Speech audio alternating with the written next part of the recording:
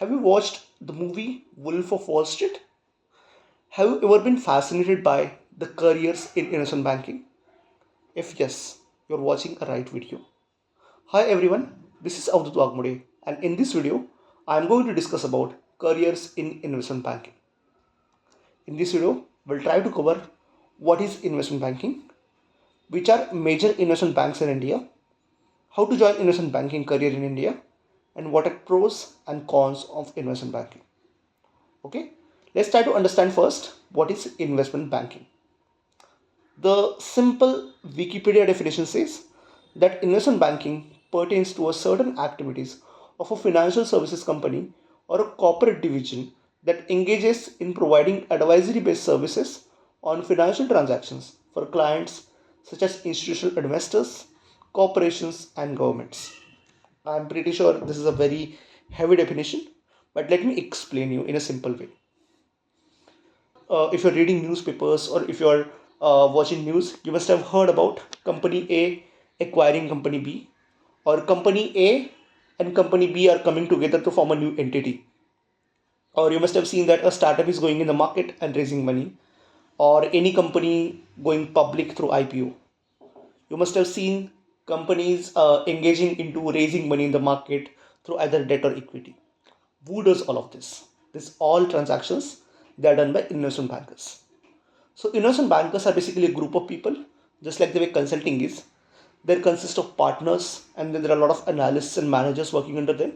These group of people provide services across different sectors to a client when it comes to such a kind of financial transactions.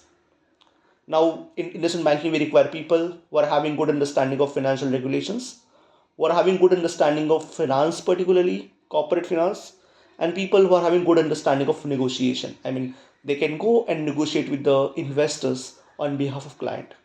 So these are investment bankers, and it's a very fascinating career if you are aspiring to get into finance as an industry. Okay. So if you want to understand what are type of banks in India, I'll divide these banks into mainly three types.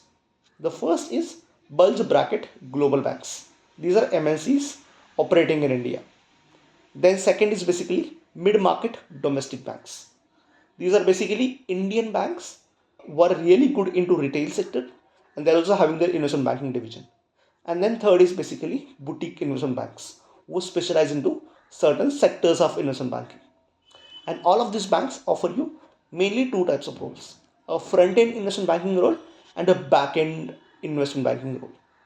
Front end is basically you are going and dealing with the investors, clients, day on day basis. You are taking ownership of project, and back end is basically you are helping the front end people in doing a lot of analysis, research, and all the other activities. Okay, let's try to understand which are the major companies now. So bulge bracket global investment banks in India are basically JP Morgan, Morgan Stanley, Goldman Sachs, Bank of America, Merrill Lynch, Credit Suisse, Barclays, and Deutsche Bank. If you look at top domestic investment banks, these are basically ICICI Securities, HDFC Bank, IIFL, Kotak Investment Banking, JM Financial, Axis Bank, and Edelweiss.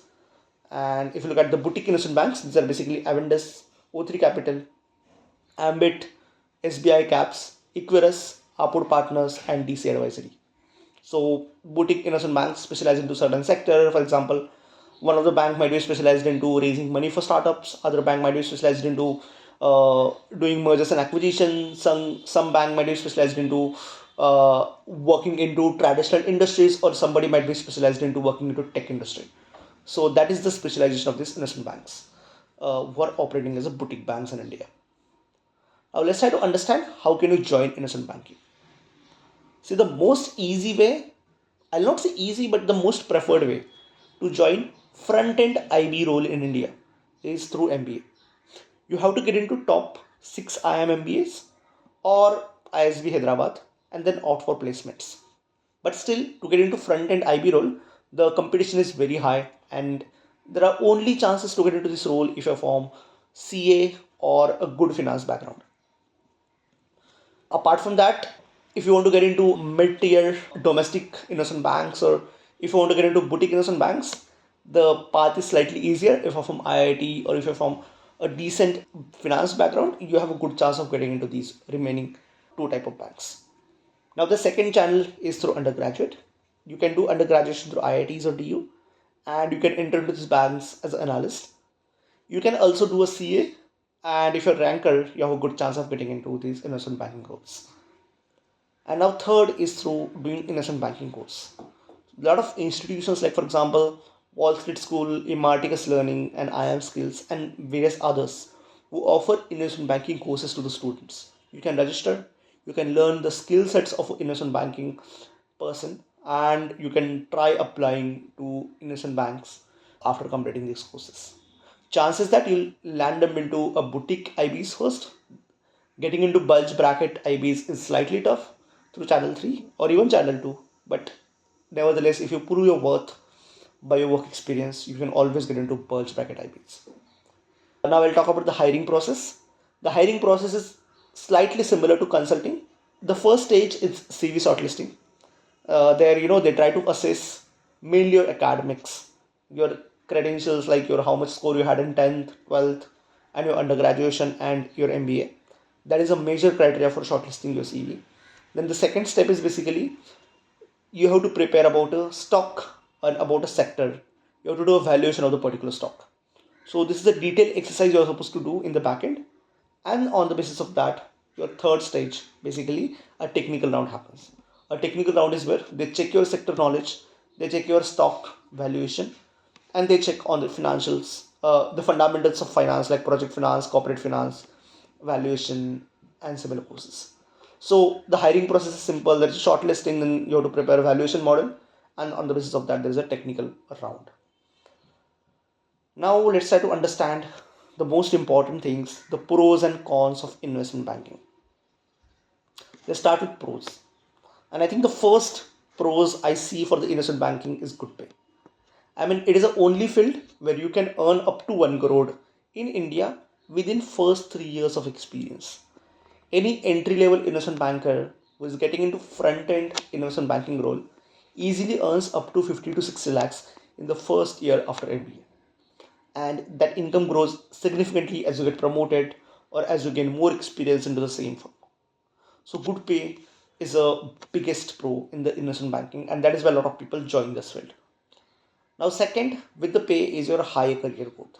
Now I told you just now that your pay can increase significantly, but at the same time you can grow significantly in the finance field.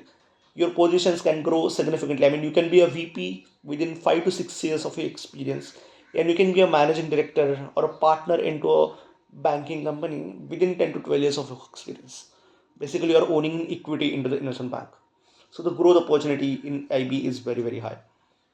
Third, you work with smart people. I mean, the people around you are mostly from top IIMs or from top undergraduate schools, or they have done really good in their chartered accountancy course. So these are extremely smart folks, and that helps you a lot to learn in long run. The fourth is basically a good exit opportunity. I mean, if you get out of IB, and a lot of people prefer to get out of IB after completing 1 or 2 years, you can get into good corporate development or strategy roles, because people in IB are well known for toiling really hard. They have good analysis skill, and that's why they are preferred in the industry roles compared to other sectors. And fifth is obviously travel and hotel perks. Now, these are not much applicable in the initial stages of your career, because in initial stages you're working as an analyst or associate. Your work is just to sit in the back end and doing analysis. But as you move ahead in your career and you become VP or move ahead of that, you will be required to do a lot of traveling, and with the traveling comes a lot of travel and hotel perks. Now, let's try to understand cons of investment banking. The first is extremely poor work-life balance. See, I mean, IB is the worst when it comes to work life balance. Imagine you're working almost 100 hours a week, you're working on every weekend, you're working on very tight deadlines. You're like working morning 9 to night 10, 11 when the day is good, and when the day is bad, you're working up to 12 or 1 in the night. It is a common day in any investment banker's life. So, work life balance in IB is pretty poor. So that is one major cons. Second is high work pressure, because most of the deals versus most of the transactions that you work on, they have very tight deadlines. Now, when you're dealing with tight deadlines, you are supposed to bring results within limited time. You are supposed to deliver things most accurately, and there is a lot of pressure on meeting these deadlines. So, with the deadlines come high work pressure, and that leads to again a lot of challenging. That leads to a significant challenging mental situation for the people working in the IB role. The third is low job security. I mean, investment banking, again, it's a very meritocratic place to grow into. Even if you're not able to perform any quarter into the IB role, that poses a significant challenge into your job security. Also, IB roles are very, very volatile, subject to a lot of market risks, and that's why any up or down in the economy can lead to having a significant impact on your job. The fourth is very monotonous and boring work. I mean, this is very obvious because at the end you are just doing transactions. You can do transaction for one company and then you are helping another company doing the similar transaction. Even though your sector will change, but after a certain number of years, you will be specializing into certain sector. You'll be specializing into certain type of IB role. For example, you're doing mergers and acquisition, and after a certain point of time, it becomes extremely boring, a paperwork kind of thing, and that is a, another bigger con of IB role. And fifth is you have low visibility as well as credibility to your work. I mean, you do certain work for the client, but the credit is always taken by client. And also, work by the IB roles are not considered as challenging as the consulting work, and so it is not given a huge credit the way consulting companies are given for the consulting work. So that's why you always see almost no or low visibility of your work, or no visibility or impact of your work in any of the project, and that is also a biggest demotivating factor for a lot of investment bankers. So I mean, this field is really interesting in terms of monetary gains. It's the best career you can have after MBA. But general trend is that people tend to work into investment banking for 2 to 3 years and then they switch to fields like private equity, venture capital, or they get into a corporate development roles of major startups or bigger organizations and maintain a good work-life balance later on. So that is all about investment banking career.